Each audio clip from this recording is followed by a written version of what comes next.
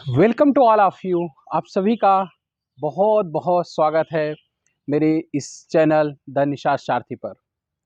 आज मैं आप सभी को एक बहुत ही प्यारी, बहुत खूबसूरत सी बात बताने जा रहा हूँ।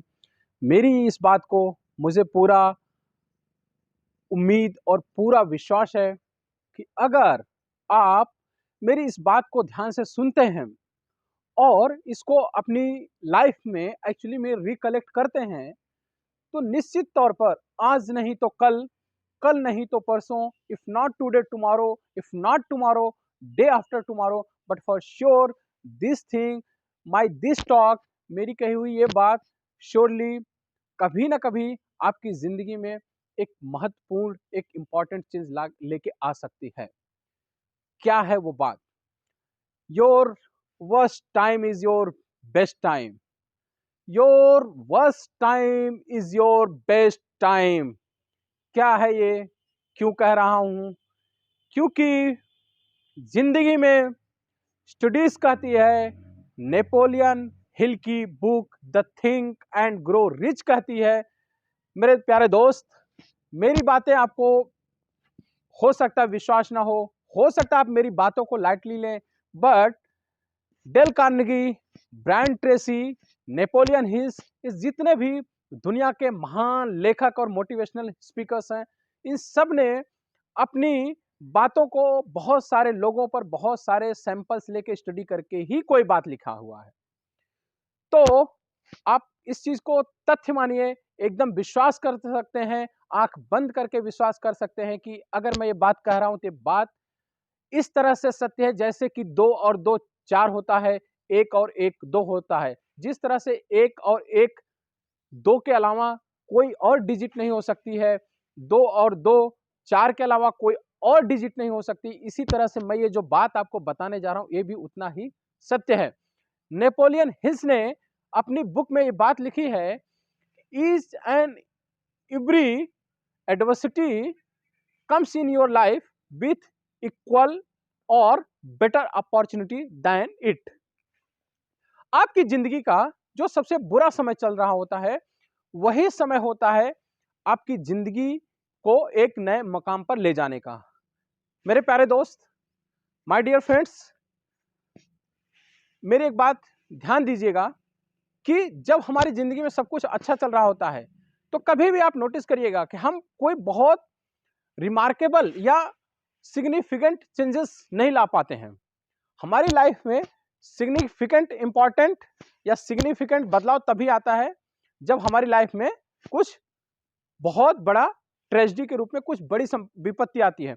विपत्ति या समस्याएं जितनी बड़ी आती हैं, उसके बाद अगर आप बाउंस बैक करते हैं, अगर आप परिस्थितियों से डर के पीछे नहीं कदम लेते हैं, if you don't step back, तो for sure you are going to meet a with very big and very significant achievement in your life. How I am telling this? Why I am telling this? In few next moment you will understand this. मैं आपको एक एक एक bird है eagle, उसके बारे में एक कहानी बताता हूं।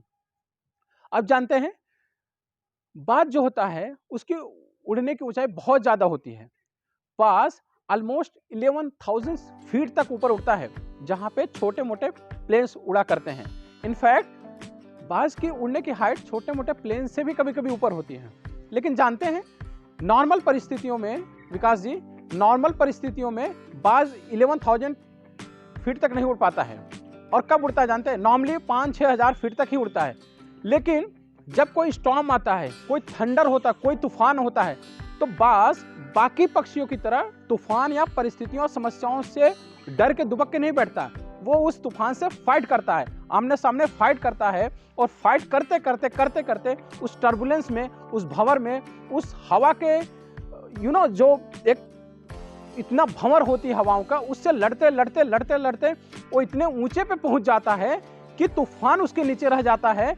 और वो जब रियलाइज करता है तो उसकी हाइट ऑलमोस्ट 11-12 हजार फीट ऊपर पहुंच जाता है।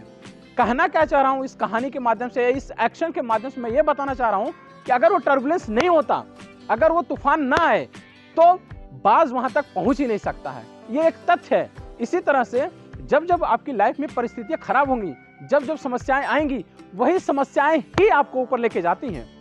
ये सत्य है, ये सर्वकालिक सत्य है। ये हमारे आपकी ज़िंदगी में ही नहीं, इस दुनिया के जितने भी महान सफल, चाहे वो ग्रेट लीडर्स रहे हों, चाहे वो मल्टी मिलेनियर्स रहे हों, चाहे बिलेनियर्स रहे हों, चाहे यूनाइटेड स्टेट्स के प्रेसिडेंट्स रहे हों। आप यूनाइटेड स्टेट्स के कितने सारे प्रेसिडेंट्स हैं, उनका एग्जाम्पल लीजिए। फ्रैंकलिन डी रूजवेल्ट का एग्जाम्पल लीजिए, अब्राहम लिंकन का एग्जाम्पल लीजिए, बाराक ओबामा का एग्जाम्पल लीजिए। सब लोगों ने बहुत बड़ी बड़ी विषम परिस्थितियों से निकलकर बहुत वाशिंगटन तक का सफर तय किया, वाशिंगटन डीसी तक का सफर तय किया, व्हाइट हाउस तक का सफर तय किया। So this is the way that whenever turbulence, जब भी परिस्थितियां खराब हो, विपत्तियां आए, तो उनके साथ लड़ो, क्योंकि ये आपकी वही विपत्तियां ही हैं, ये समस्याएं ही हैं जो आपकी जिंदगी में एक वरदान के रूप में आई हैं। But only the thing is, A layman, एक नॉर्मल इंसान ये बातों को समझ नहीं पाता है। एक नॉर्मल आदमी या एक आम इंसान समझ ही जाए तो इस दुनिया में आम इंसान और खास इंसान में डिफरेंस क्या रह जाता है।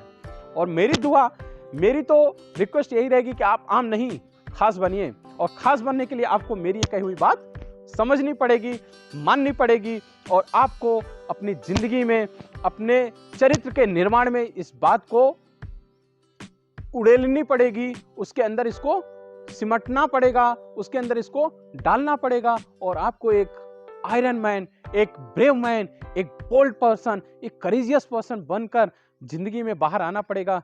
क्योंकि करेजियस और बोल्ड को दुनिया सलाम ठोकती है। डरपोक का कोई इतिहास नहीं लिखा जाता है। डरपोक तो पैदा हुआ डरपोक, जिया पूरी जिंदगी एज ए डरपोक, मरा पूरी जिंदगी एज ए डरपोक। So all of you keep liking my channel, keep subscribing my channel and keep showering your blessings। अपनी दुआएं और आशीर्वाद मेरे ऊपर ऐसे बरसाते रहिए।